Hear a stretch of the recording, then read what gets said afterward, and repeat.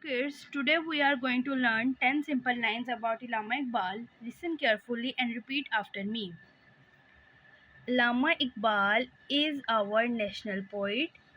His full name is Dr. Allama Muhammad Iqbal.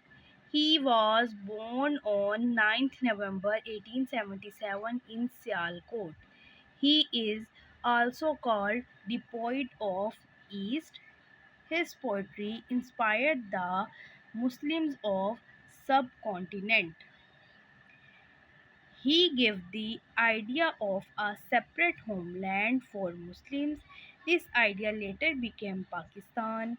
He wrote poems for children and youth to motivate them. He passed away on 21st April 1938.